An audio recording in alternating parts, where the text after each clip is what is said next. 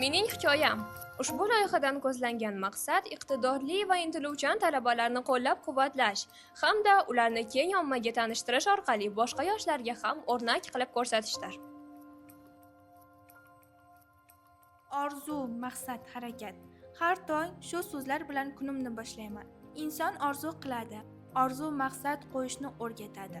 Maqsad esa harakatga undaydi. Men Hamida Madina Bonu 2004-yil Bo'stonliq tumanining Chinor qishlog'ida tug'ilganman.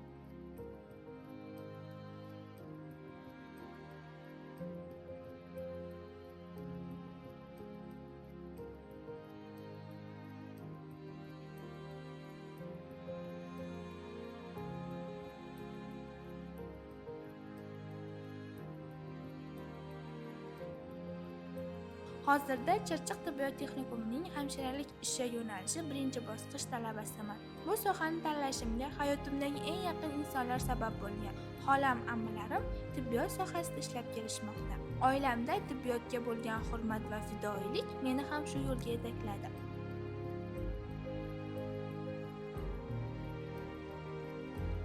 Har bir dars, har bir amaliy mashg'ulot meni kelajakdagi kasbimga yanada yaqinlashtiradi.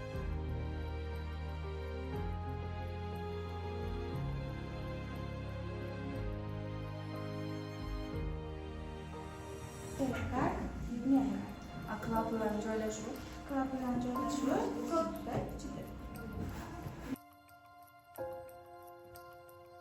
Texnikumdagi muhit, ustozlarimning e'tibori va qo'llab-quvvatlashi menga kuch va ishonch bag'ishlaydi.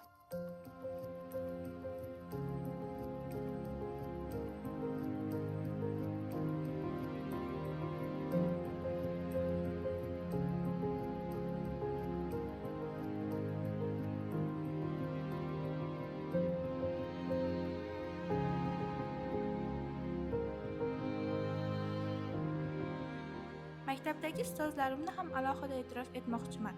Ular menga nafaqat bilim, balki qat'iyat, sabr va o'z kuchimga ishonishni o'rgatishdi. Har bir maslahatlari uchun doim minnatdorman.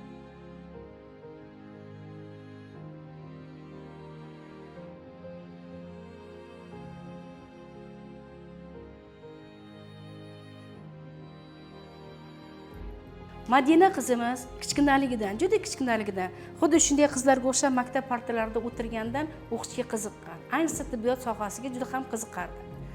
U maktabda o'qirgan paytlarida juda faol, barcha tadbirlarda yaxshi qatnashadigan faol qizlarimizdan, tirishqoq, tartibli, intizomli qizlardan bo'lgan. Bugungi kunda Madina tibbiyot sohasida talabalar orasida yurganidan biz faxrlanamiz. O'ylaymanki, kelgusida yaxshi bir kasb egasi bo'lishini, o'zining kasbini ustasi bo'lishini va vatanimizga nafi foydasi tegadigan ajoyib insonlardan biri bo'lishiga biz ishonamiz.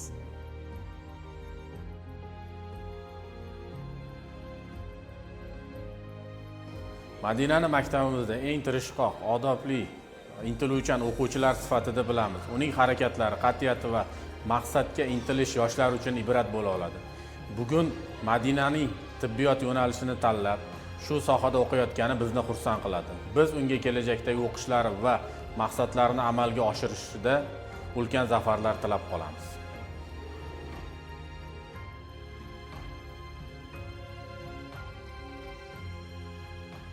11 yil davomida menga tahsil bergan ustozlarimga rahmat aytib qolmoqchiman va minnatdorchilik sifatida shu maktab kutubxonasiga arzimas bo'lsa-da kitoblarni maktab kutubxonasiga topshirmoqchiman.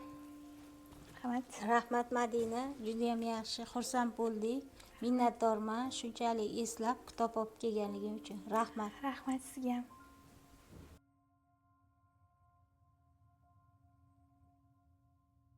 Bo'sh vaqtlarimda pianino chalishni yaxshi ko'raman. Musiqa bu mening ichki olamim, orzularim sadosi.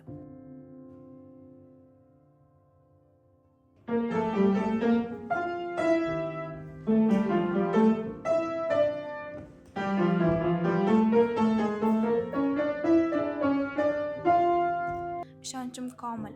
Agar chin dildan orzu qilinsa, aniq maqsad qo'yilsa va harakat to'xtamasa, istalgan natijaga erishish mumkin.